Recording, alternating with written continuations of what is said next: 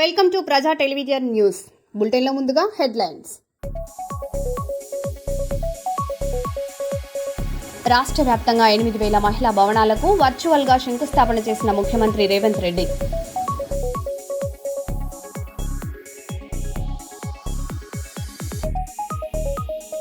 ఆదోనిలో వైఎస్ఆర్సీపీ బూత్ స్థాయి ఏజెంట్ల సమావేశం.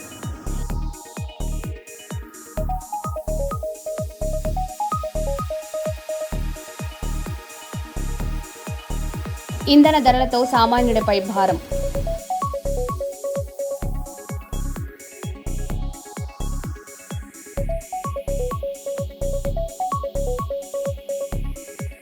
అసాధ్యమైన పనులను సుసాధ్యం చేస్తున్న మంత్రి టీజీ భరత్ గుప్తా.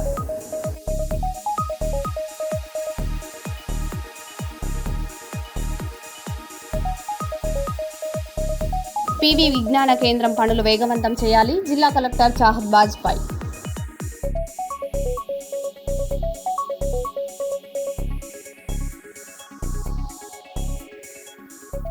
ఇక వివరాల్లోకి వెళ్తే, సింగరేణి కార్మికుల హక్కులను గుర్తింపు ప్రాతినిధ్య సంఘాలు తాకట్టు పెడుతున్నాయని సిఐటియు రాష్ట్ర ప్రధాన కార్యదర్శి తుమ్మల రాజారెడ్డి ఆరోపించారు.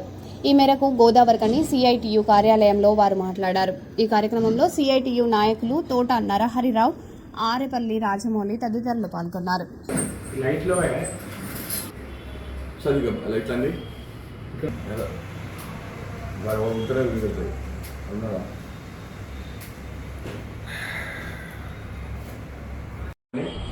ఇక్కడ ఉంటాండి చీకట్ల కోసం మీరు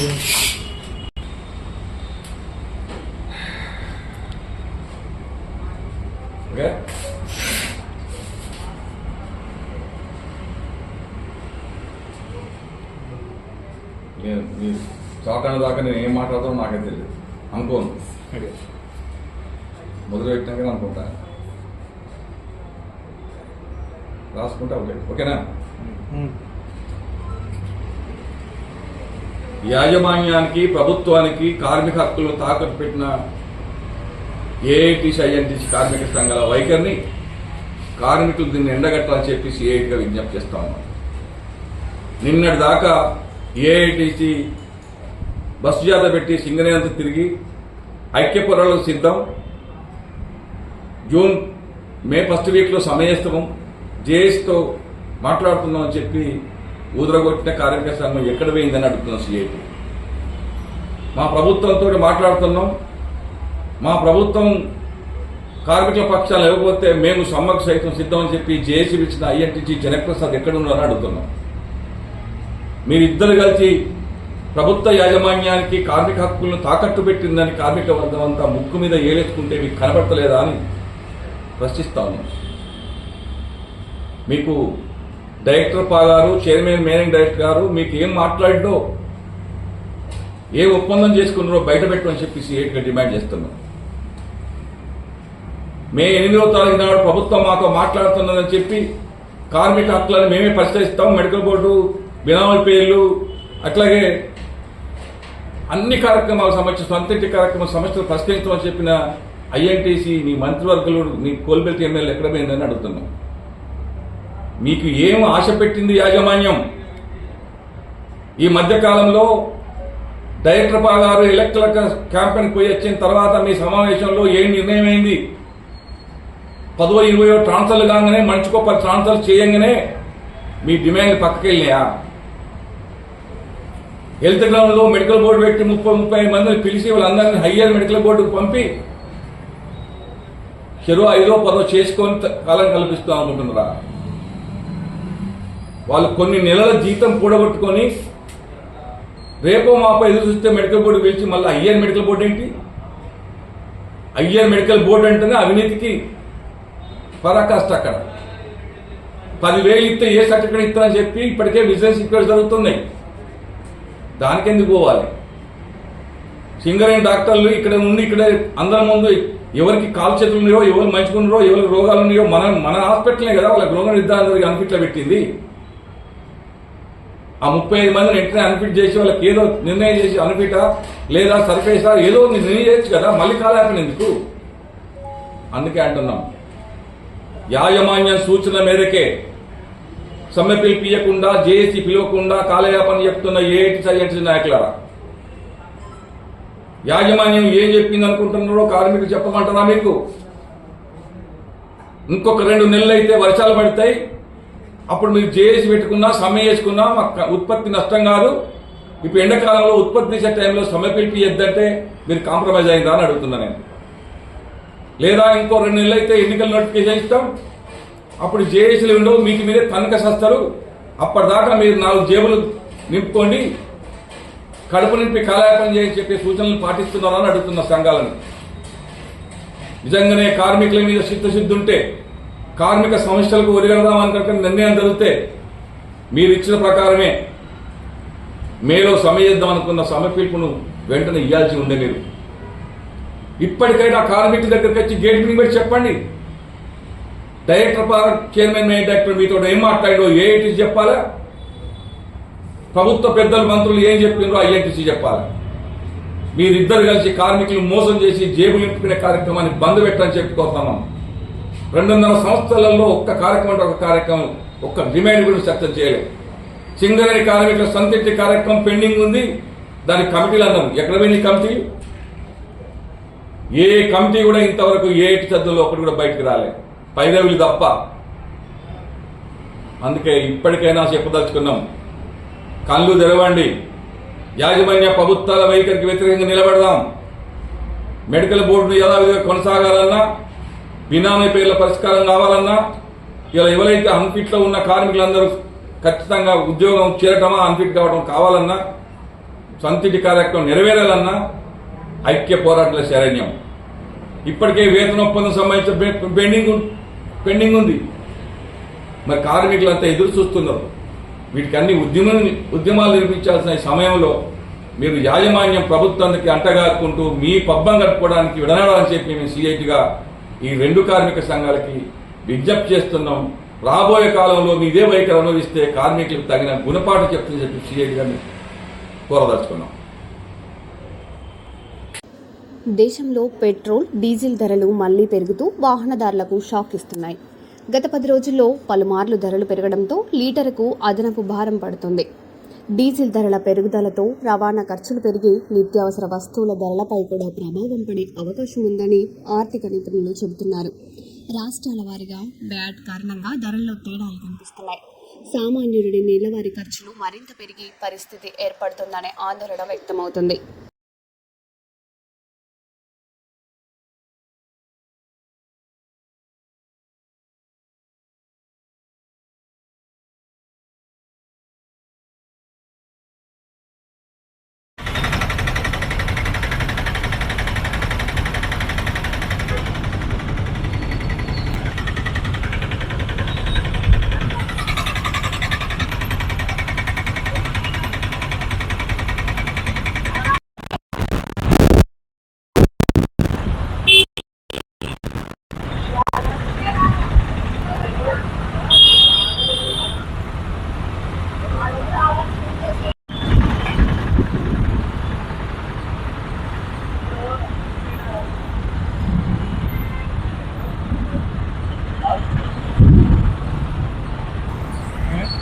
రేట్లు పెరిగినాయి. పెట్రోల్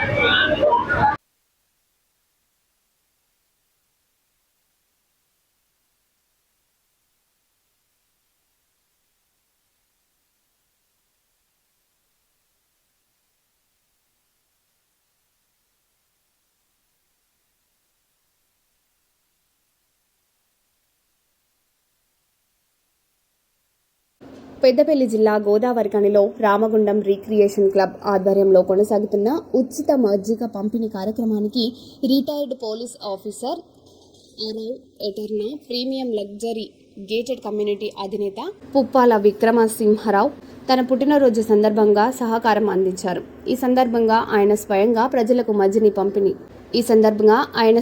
ప్రజలకు మజ్జిగ పంపిణీ చేశారు. ఈ కార్యక్రమంలో క్లబ్ అధ్యక్షులు బల్మూరి అమరేందర్ రావు మాట్లాడుతూ సేవా కార్యక్రమాలను కొనసాగిస్తామని తెలిపారు. కార్యక్రమంలో క్లబ్ సభ్యులు, ప్రజాప్రతినిధులు, స్థానిక ప్రముఖులు పాల్గొన్నారు.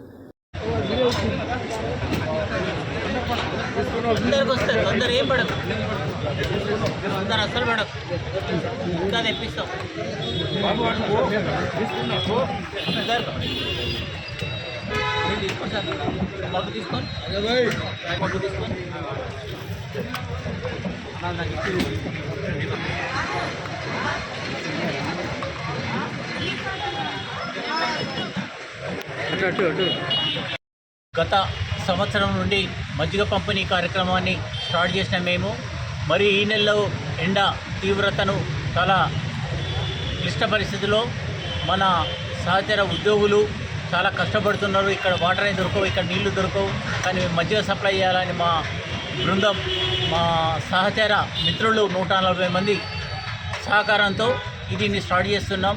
వాళ్ళకు స్వచ్ఛందంగా వాళ్ళ బర్త్డేలు కానీ వాళ్ళ పుట్టినరోజులు కానీ ఏదైనా మంచి కార్యక్రమాల రోజున వాళ్ళు డొనేట్ చేస్తున్నారు. వాళ్ళందరూ సహకరించిన మా మిత్రులందరికీ దీని సందర్భంగా థ్యాంక్ యూ. రామగుండం పారిశ్రామిక ప్రాంత ప్రజలందరికీ కూడా నమస్కారం. గోదావరిఖనిలో పుర ప్రముఖులతోటి, మేధావులతోటి గత సంవత్సరం రామగుండం రిక్రియేషన్ క్లబ్ ప్రారంభించడం జరిగింది. క్లబ్ అంటే విలాసాల కోసం కాకుండా క్లబ్ పేరు మీద సామాజిక సేవ చేయాలి, ప్రజలకింత మేలు జరగాలి అని ప్రముఖ వ్యక్తులంతా ఆలోచించి ఈ యొక్క రామగుండం రిక్రియేషన్ క్లబ్ ప్రారంభం చేశారు.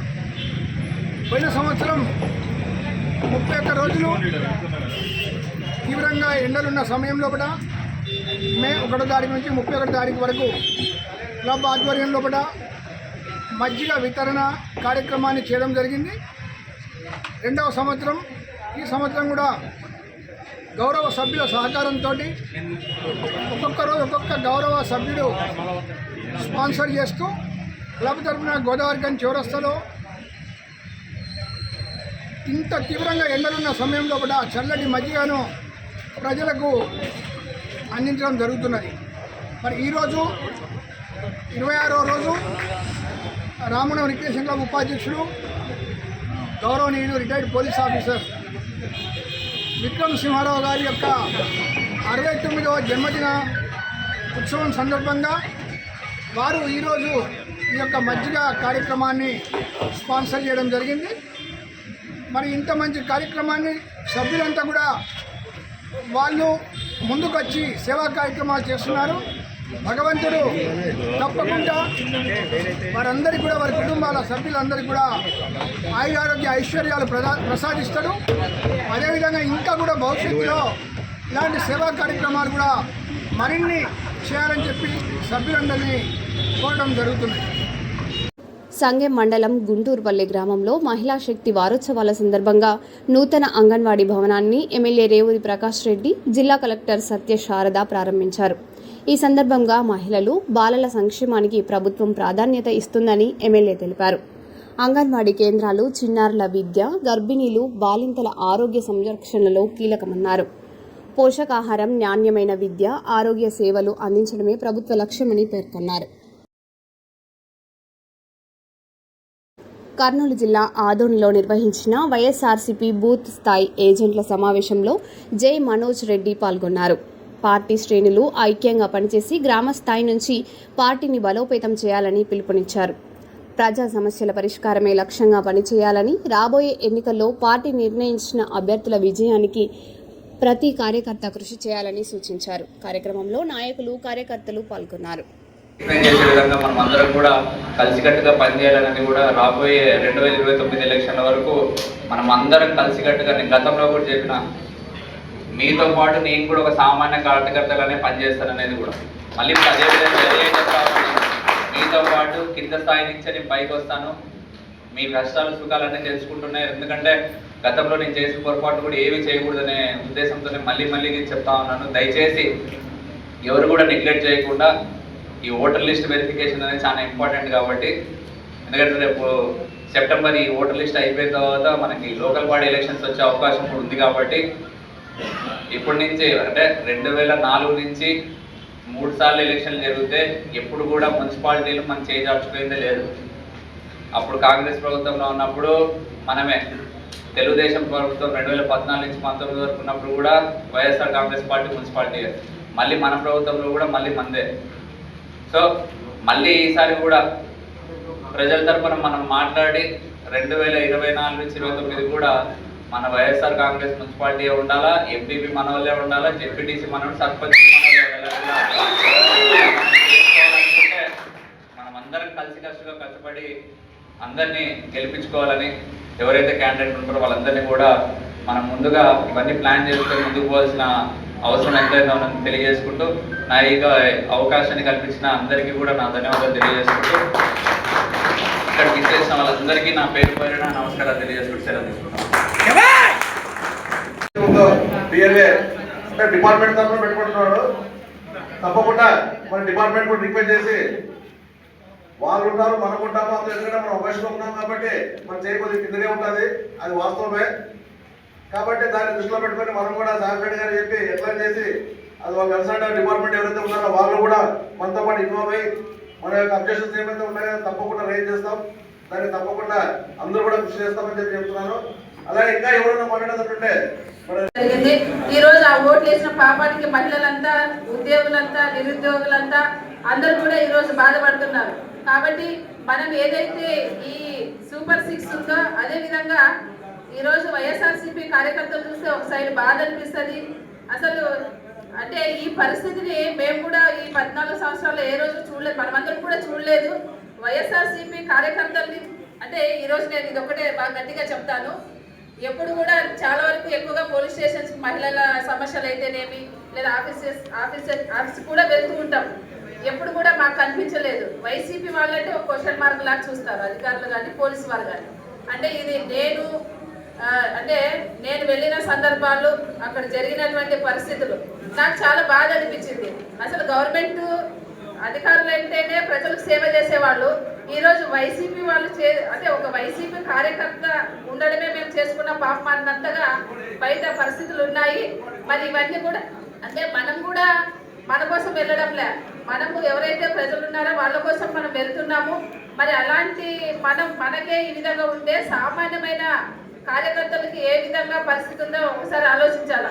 కాబట్టి ప్రతి దగ్గర కూడా ఇదే అంటే ఒక వివక్ష, వైఎస్ఆర్సీపీ కార్యకర్తలు అంటేనే ఒక వివక్షకు గురవుతున్నాం ఈరోజు సమాజంలో. మరి ఎక్కువ కంటేనే కొంచెం మాట్లాడితే కేసులు, లేదంటే దాడులు, లేదంటే చంపడం. ఒక్కోసారి అంటే ఫస్ట్గా భయపడడం లేదు ఎక్కువ రాజ్యాంగం అంటే మా వాళ్ళని ఇంత అన్యాయంగా చంపుతున్నారని. కానీ ఇప్పుడు ఆ భయం అనేది లేదు. మహా అయితే పోతే ప్రాణం పోతే, అది ఉన్న రోజు మా నాయకుల కోసం పనిచేద్దామని ఒకే ఉద్దేశంతోనే ఈరోజు మేము ఉండడం జరుగుతుంది, ఉంటాం కూడా అని తెలియజేసుకుంటూ, మరి ప్రతి ఒక్కరు కూడా కష్టపడి ఈ 3 సంవత్సరాలు ఏదైతే ఉందో కూటమి గవర్నమెంట్ ఏదైతే మాట ఇచ్చి మాట తప్పిందో ఆ తప్పిన మాటని ప్రజల్లోకి తీసుకొని వెళ్ళి రేపు స్థానిక ఎలక్షన్స్ కానివ్వండి, లేదంటే 2029 ఎలక్షన్స్ కానివ్వండి, మనం కష్టపడి పనిచేసి ఇక్కడ మన ప్రియతమ నాయకుడు సాయి ప్రసాద్ రెడ్డి అన్న గారిని, అదేవిధంగా మరి మన పెద్దలు మాజీ ముఖ్యమంత్రి గారు జగన్మోహన్ రెడ్డి అన్న గారిని గెలిపించుకునే బాధ్యత మనందరి మీద ఉందని నేను ప్రతి ఒక్కరికి తెలియజేసుకుంటూ సెలవు తీసుకుంటున్నాను. నాకు ఈ అవకాశం ఇచ్చిన అన్నదమ్ముల తరపున ప్రత్యేకంగా ధన్యవాదాలు. మహిళల ఆర్థిక సాధికారతే రాష్ట్ర అభివృద్ధికి బలమైన పునాది అని ముఖ్యమంత్రి రేవంత్ రెడ్డి అన్నారు. రాష్ట్ర వ్యాప్తంగా 8,000 మహిళా భవనాల నిర్మాణానికి వర్చువల్ శంకుస్థాపన చేశారు. మహిళలకు ఉచిత బస్సు ప్రయాణం, మహిళా సంఘాలకు అధిక రుణ సదుపాయాలు, బస్సులు, సోలార్ ప్రాజెక్టుల నిర్వహణలో భాగస్వామ్యం కల్పిస్తున్నామని తెలిపారు.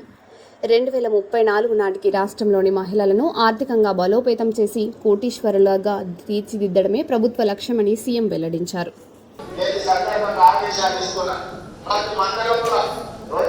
4 వరకు ఇట్లాంటి ప్రాంతాలను ఎక్కి భూసేకరణతో పాటు ప్రతిపాదనలు అదేవిధంగా అక్కడ లాజిస్టిక్స్ చేయడం గోడౌన్స్ కట్టడానికి నిధులు పెట్టుకోవడానికి ఏ విధమైన ప్రాజెక్ట్ రిపోర్ట్స్ అవసరమో సంఘాలతో కూడుకొని కన్సల్టెన్సీ పెట్టి ప్రతిపాదన ప్రభుత్వాన్ని పంపించండి. తక్షణమే వాటిని మంజూరు చేసే బాధ్యత రాష్ట్ర ప్రభుత్వం తీసుకుంటుంది. 0 వడ్డీతో బ్యాంకుల లింకేజ్ కూడా రాష్ట్ర ప్రభుత్వం బ్యాంకర్స్ తో మాట్లాడి ఆర్థిక మంత్రిగా స్టేట్ లెవెల్ బ్యాంకింగ్ వాళ్ళతో ఎస్ఐపిసి మీటింగ్లు పెట్టి వాళ్ళకి కావాల్సిన రుణాలు కానీ సూపర్ బజార్ వస్తాయి. అప్పుడు 100,000 కోట్ల రూపాయల వ్యాపారం మీరే చేసుకోవచ్చు, మీ లాభాలను మీరే తీసుకోవచ్చు. ప్రజలు ఏమి కొనుక్కి మీకు పట్టణాలలో అవసరమైన ల్యాండ్ ప్రభుత్వం ఎక్కడున్నా అప్పుడు సూపర్ బజార్ వస్తే దీనికి సంబంధించిన రిక్వెస్ట్ చేస్తున్న ప్రభుత్వ స్థలాన్ని ఎక్కడున్నా ఈ మహిళా సంఘాలకు ఇవ్వకుంటే హెరిటేజ్ లేకపోతే బిగ్ బజార్ కంటే బెస్ట్ సూపర్ బజార్ మా ఆరోగ్యాలు పెట్టుకునే వస్తాయి. దానికి కావాల్సిన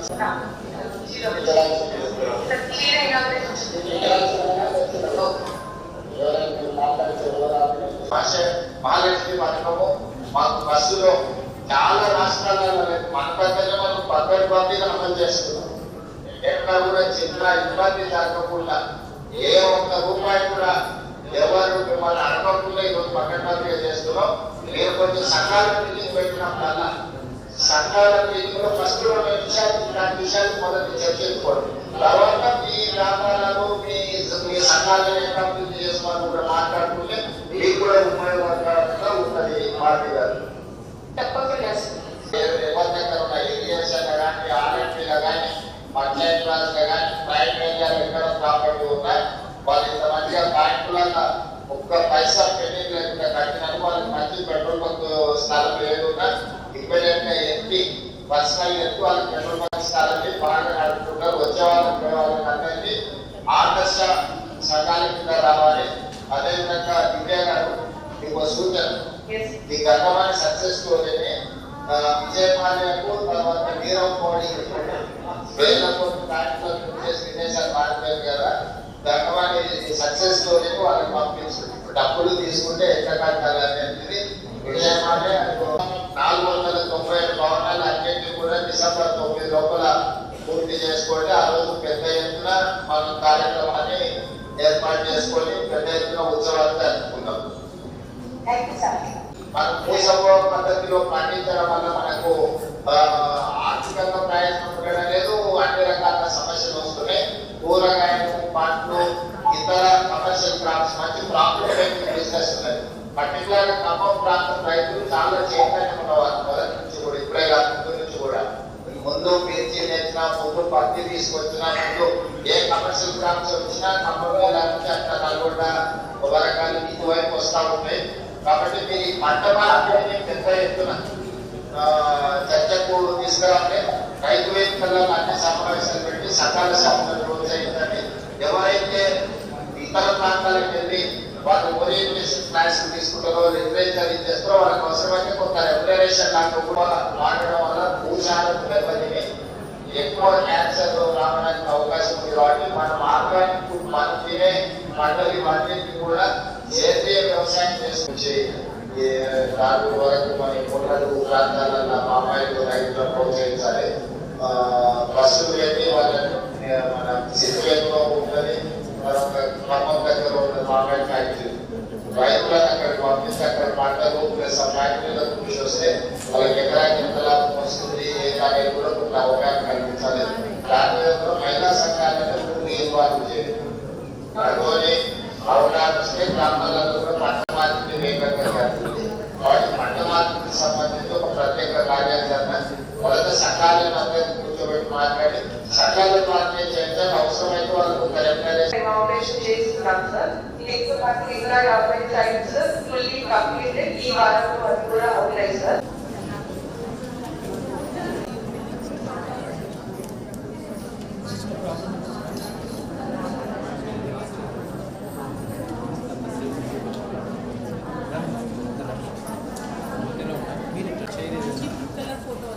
చాలా బాగుంటుంది.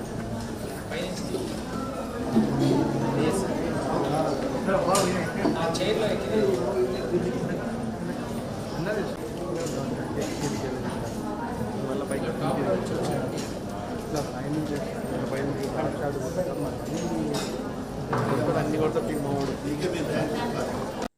మరో బులెటిన్లో మళ్ళీ కలుద్దాం. Stay tune.